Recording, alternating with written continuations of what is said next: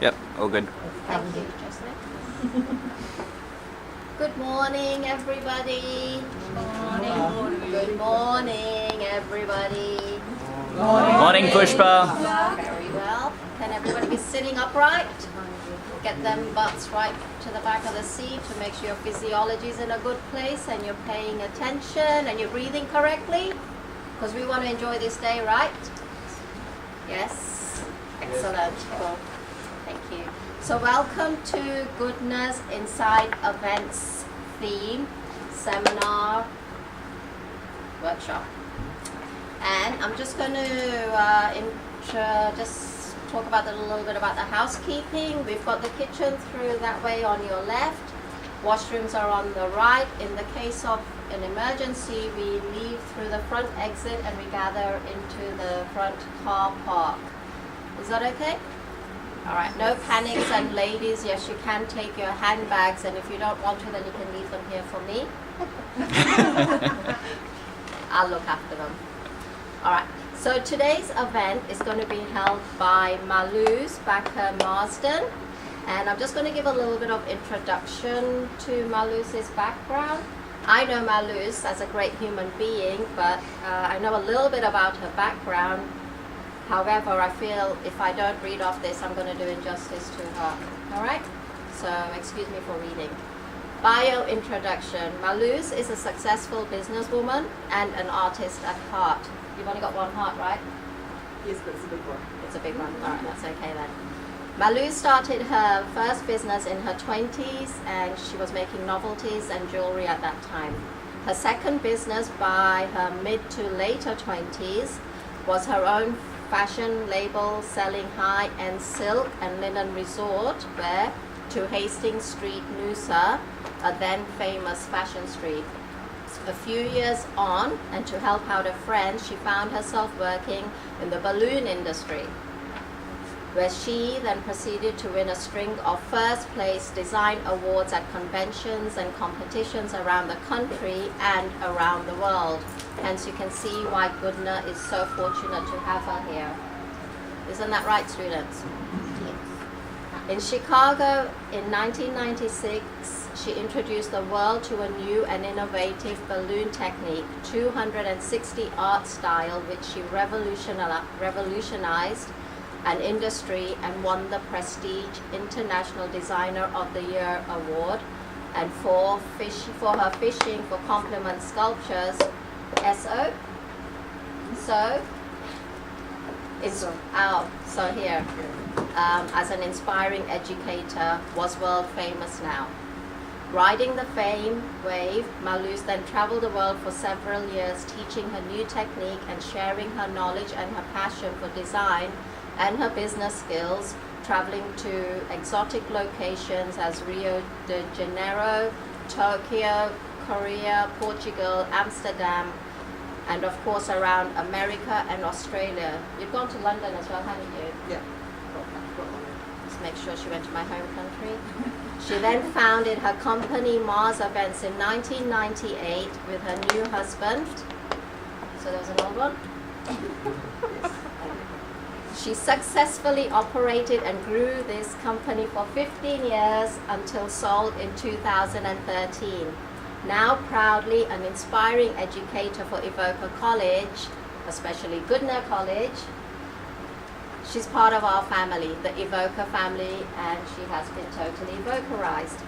Maluz started this Inside Events initiative in order to give students direct face-to-face access with event industry leaders, tapping into her list of talented industry contacts and friends who shared insights and information on their specialist fields at the previous Inside Events. Today, Maluz's favorite area of speciality is design. So although she's an accomplished and seasoned businesswoman, it is the love and passion for art and design that makes her stand out from the pack. So today I'd like to welcome Mrs. Maluz Baker Marsden. Thank you, sweetheart. Enjoy. Thank you very much. So yeah, just giving myself a bit of credibility there so that you know that I'm not just standing here pontificating with no background. I've got a lifetime background in design and I'm going to share some of it with you today. I've got a few notes and I'm incredibly nervous, which is really strange because I stand in front of you students all the time. But change of scene and yes, nerves kick in. Introduction, a few things for myself to remember. Definitive list. Okay, disclaimer. I've had 25 years in the events industry, probably a lifetime as an artist, so when it comes to design and things like that, I'm pretty across the board with it. However, trying to cram that into one morning is really impossible. So today we'll be touching on some of the favourite points that I use in my events and in my design that I find the most effective and most useful. So we're not covering everything. Some of it changes with season and style, but these are ideas that you can use and adapt. It's a way of thinking, it's a way of looking, it's a way of utilising the principles and elements of design, and it's a way of being innovative, or trying to be at least. Okay, so I'm just manually doing my slides because I want to be able to talk each slide as we go. So this morning's session is going to be champagne styling on a beer budget. Now we clearly understand that a beer budget's kind of like about here. And champagne's up about here. So we want this look, we've only got this sort of money. So we're going to learn a few tricks to turn a little bit of money and a little bit of budget into something that looks really good, okay? Now I'm just going to move my mouse around and find it. Where is it on the screen? There we go.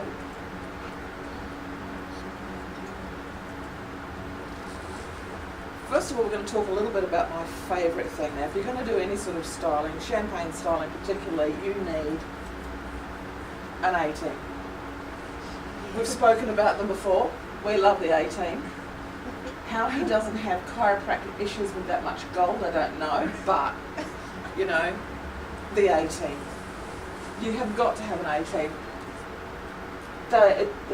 Stutter, nerves, take a breath.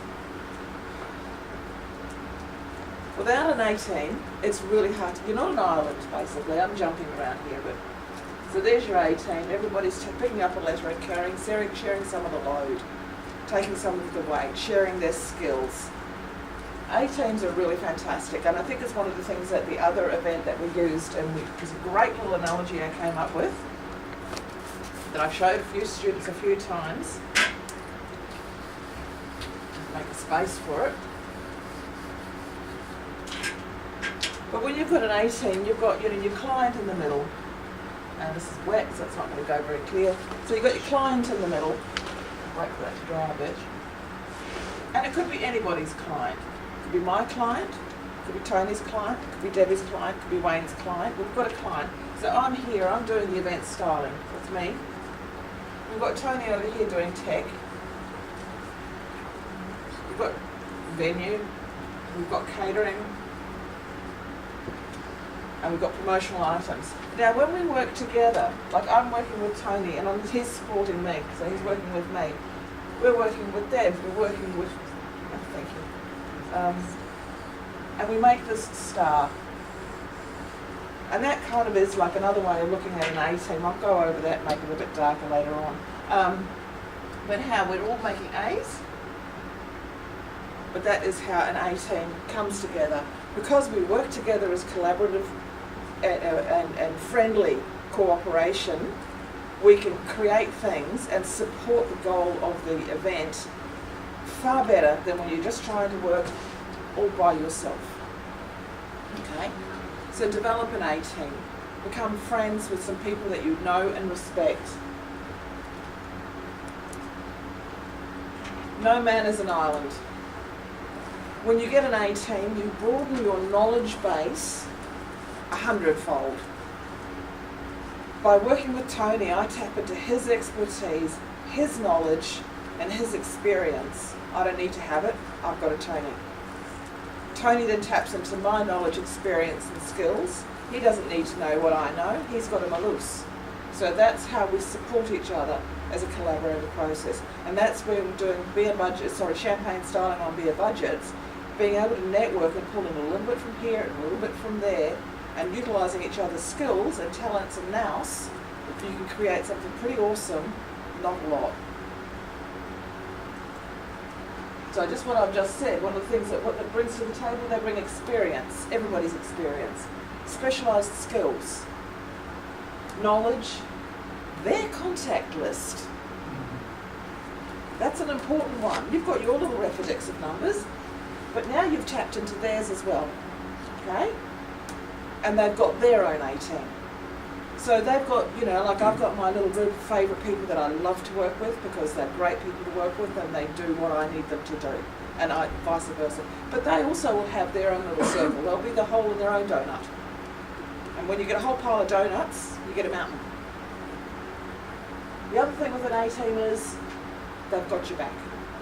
So when things go wrong, and they frequently do in events, you've got somebody who's prepared to stand up, take that extra step, go out there and fix it and make it work somehow. When you're working with strangers, you don't have that sort of commitment. They don't necessarily, they don't necessarily have that connection with you that will make them go the extra mile. But if you're friends and you work together all the time, you know, if you see something is wrong, then you're not going to leave it there for them to find or somebody else to stumble across. They'll go out of their way and fix it, adjust it, make it happen. A little bit about back of house. Now that's a term I'm not sure how many of you know, but back of house basically means exactly that, back of the hotel house or back of the venue house. So there's a whole spool of relationships going on that the client doesn't get to see and is not part of. But you as event students will be part of that family. There's all sorts of things that go on there. There's a great deal of interrelationships. One of the things, for instance, that most clients won't be aware of is that as a supplier, I have access to the venue at a different time that they will. They will have rented a room and they've been told they've got access from 4 o'clock and their event starts from 6 till midnight. They've got access from 4 o'clock because the hotel doesn't want the client there at 2 o'clock. But as a supplier, AV, theming, or wherever else, I might be able to get in there at 10 o'clock. A sneaky one that hotels often try to do is they'll try and sell that extra window for the installations, and some of them do. It's not generally a successful practice because clients get a bit picked off when they get charged for the hotel to set up the room. So, you know, some hotels do it, some don't, or venues I should say. Okay? But as a supplier, I can get in before the client. Why can I do that? Because I've got a relationship with the venue. You know? I can drop off stuff days before. We have little practices, you know, like at the BCEC when they're hanging big backdrops and things like that. I'll deliver them 2 or 3 days, and that way when the boys are working overnight doing the rigging, they can do it at their leisure. The client doesn't know this. The client doesn't need to know this. This is our relationship with our suppliers, this is our A-team. Our A-team includes the venues, it includes all of that. One thing to remember is we are all on the same team. So sharing a mutual client, you do find that some organisations will be a bit adversarial about it. And they'll be a bit protective, that's their client, you know. Their choice. I find at the end of the day being open and sharing and keeping everybody in the loop is far more beneficial than keeping it close to the chest. It makes me look better to the client, makes me look more confident in my own business. You know I'm doing the right thing by my client, so I don't need to be protected because I know they're not going to go anywhere else. Why would they? They're getting everything they need from me. So yeah, so be confident, be sharing, and remember that if you find people in the workplace that are like this, just smile, be sweet, do your job, and try not to work with them again. So cooperation is definitely a win-win. When everybody works on the same team again, we build great things. Effective communication, now this is a good one. Check that you are communicating what you think you are communicating. I had a lovely incident that was a real learning curve for me, and it was a bit of a out of the blue, where I'd been working with a client, and again, not a big budget, and they wanted some rigging done in their room, and we were hanging texture panels.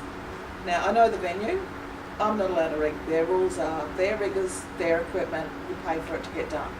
Fine, so I go to the people organising it saying, we've got some rigging to do. I'm very polite, I'm very friendly, I'm saying we've got some rigging, can we schedule it? There's emails going back and forth about dropping things off early so they can get them hung. And at the end of the day, I get this, strange communication from them a couple of days before saying that they're not comfortable doing this rigging, and it's like, what's that about? That's their job. I'm not allowed to rig here. And so I turn up on site. Not only have they not done what I've asked as far as the stage setup is concerned, their assistants in rigging it, they handed me a ladder.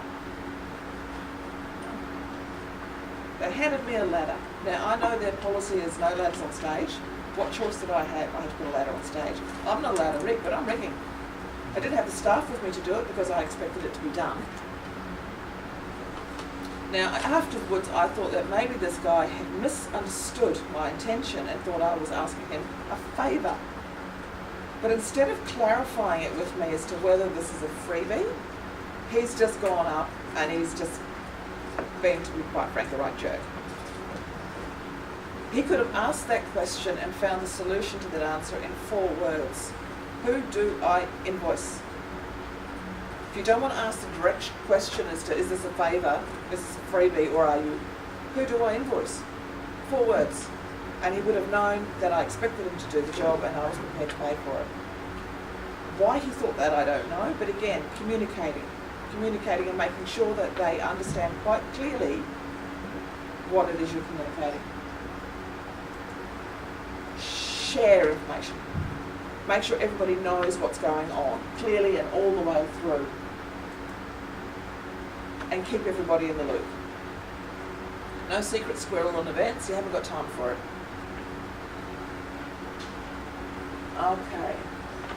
Okay, actually one of the examples I've got in my notes here is a good one too. For instance, keeping everybody in the loop. This is a good example.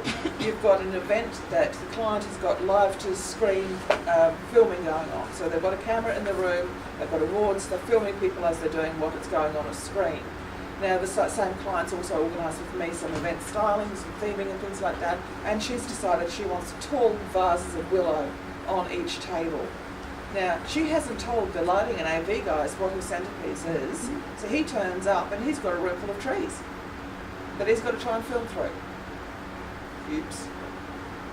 So yes, keeping everybody in the loop. It might not sound as if it's important for the AV guy to know what centrepiece you're using, but actually it is. If it's a little one, no, it's not going to matter, but if it's a tall one and he's got stuff going on, he needs to know. Okay, so we're going to get a little bit more into the actual thing. Classic ballroom. Actually, this is a very classic ballroom, not a beautiful image, I'm sorry. But a very classic ballroom. It's undressed, it does have a centrepiece. It's still a basic. It's a nice room to go into. One of the things that event styling does, more than anything else, is provide emotional impact. Okay?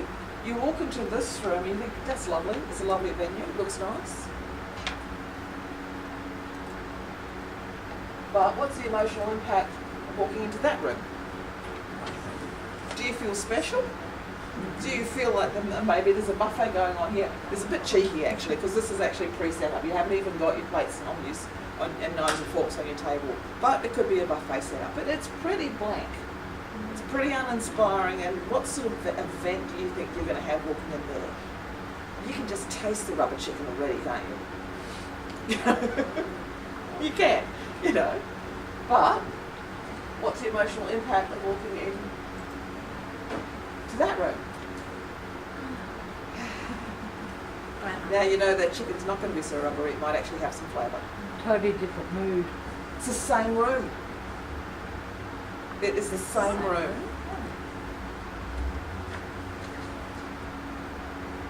And then, of course, different hotel, different room. Gala ball. You walk in there, even if you're not wearing a cocktail dress, all of a sudden you're imagining yourself in one. So all of a sudden your expectation of the evening has gone, and you're in there and you're emotionally ready to go have a good time and have some fun.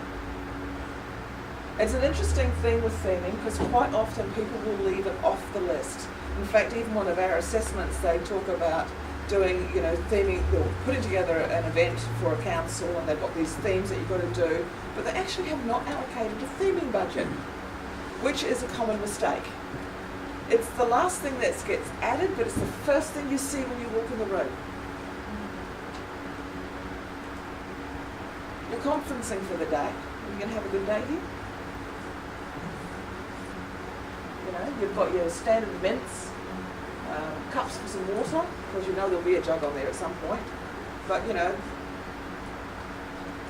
walk into the same venue and you make a little effort. It's a chair cover. And in this case, we did do extra with some branding. So we brought branding to the tables. That's immense. Lollipops.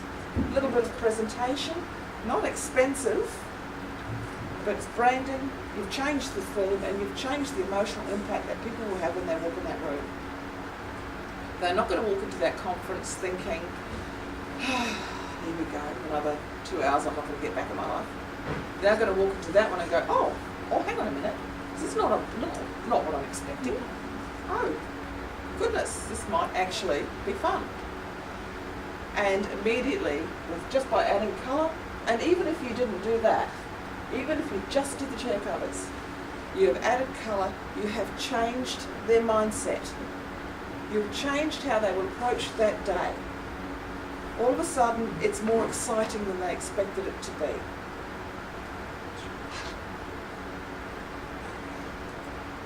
I'm going to talk a little bit about venue selection. So we're going to keep moving through subjects, as I said, 25 years, one morning, so we're going to keep it moving at a pace. Venue selection. Learning to work with your spaces and then designing and putting things together that is appropriate for the spaces. Actually, for just a moment, I'm just going to pop back.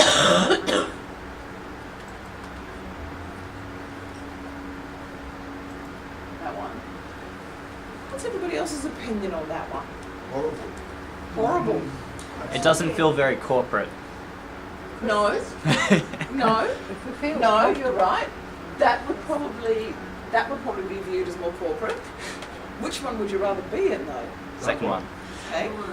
That one. Really? Yeah, yellow. This one.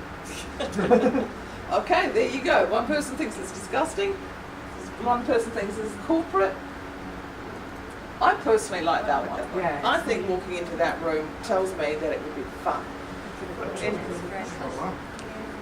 And it shows that you've made an effort as well, which is very important. Yeah. It shows you've also made an effort. That's a good point, Aaron. You've actually made an effort. You've gone the extra step to try and make it an interesting and interactive day. Okay. So while Travis doesn't like colour, that's fine. It's personal opinion. And that's actually another point. In an entire room of delegates, you are never, ever, ever going to be able to please everybody. So don't think you're going to do that. There will always be somebody who will not like what you've done, or will have chosen and think they can do it better or differently and have a view on it. So you're never going to please everybody. But the point here is you've gone to an effort. There is emotional impact for the majority of the people in the room, a positive one. Now we're going to talk about venue selection. Now when you're choosing venues for your clients, you're going to have a number of things that you're going to be up against. How many people for the event, style of the event, where they're located. Like if you've got 2,000 people, chances are you're going to be doing cocktails because there's not many venues in Brisbane that will be able to accommodate 2,000 people for a sit-down dinner. So you're going to be limited as to where you can go. You've got to look at your spaces as well. Like, what does this space take? What's the first thing? Is looking at the space, you're going to have an event there. What are your challenges on that space? Can anybody tell me? The pillars. Posts, yes. View, yes, because you've got all the posts in the way. What's another major challenge in that venue? Height. Not much height. We've also got wires hanging down and a few panels missing in the ceiling, so you've got a bit of construction to do. So now you're going to have to change that venue into something that looks appealing. And, you know, seriously, you're not going to be able to do any live screen camera action in there, too many pillars. Doing a sit-down dinner in there, you could, but it would be difficult. This would definitely be more of a cocktail sort of environment. We can create breakout areas, you can create areas of interest. So you could do one area that's for dance, you could do chill out lounges further away where it's not so loud. So you can accommodate different activities within the same event. Now you can achieve that even though you've got a low ceiling. You can actually use that low ceiling to your advantage by doing what we've done here. Bounce light off it, it's white. Use it as a canvas. It is a very blank canvas, so you're not fighting with the decor. You're struggling with the structure a little bit, but you're not fighting with the decor. They don't have purple and gold carpet, like Hilton do, for God's sakes, and bright coloured walls. Now we've got this venue. What are the challenges of this venue? You can see by the tables, and why I chose one with tables on it, so you can see how the scale of the venue. That's another thing about reading images. It's like, use your hints around the place. So you can tell by the size of the tables and how many we've got here. This is a really large venue. Would that be suitable for a small group? No. You could do it with some clever lighting, but this is more of a large group. You've also got a lot of height. You've got a bulkhead in the middle of it. You've got a bulkhead in the middle of the room too.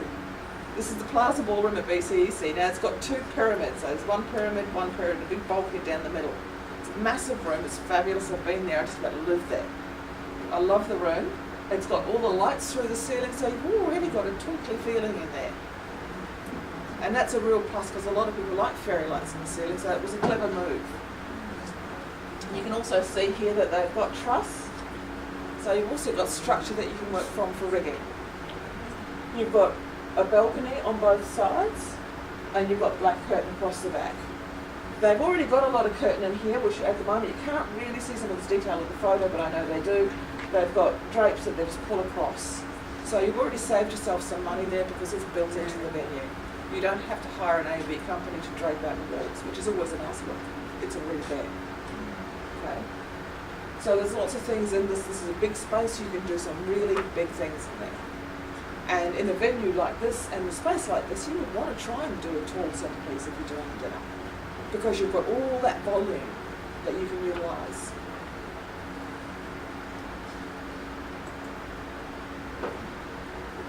Here we go to a nice little dress marquee. This is Royal on the Park. This is set up with a few dry bars. Now, what are the challenges of this room, do you think? Long?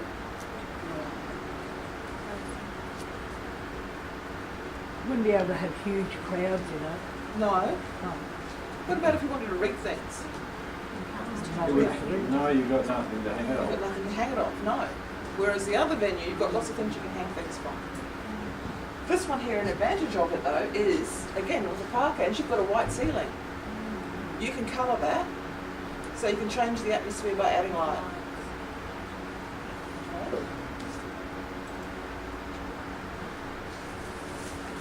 I love this venue. This is Cloudland in the Valley. Now this is when it's new. I'm hoping it's still looking as nice now, because it was pretty special. Now with this sort of venue, are you going to need anything in it? Not really, because they've themed out the venue so much, you can put theming in there and never be found. So if you're trying to do some champagne styling on a bare budget, go to a venue that's already been themed, excuse me. Close. Sorry. Go to a venue that's already been themed. Now I know Cloudland, the ticket price is a bit high.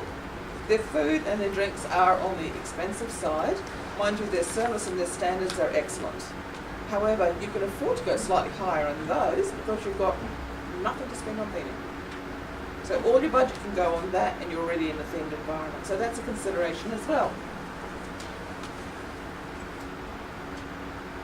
Or you can go to a small intimate restaurant for a smaller group. Well, again, a venue that's already themed. So mind you, you can't change the theme. You can't go into that and say, oh, look, we want to do Hollywood. No, darling, it'll be Bollywood.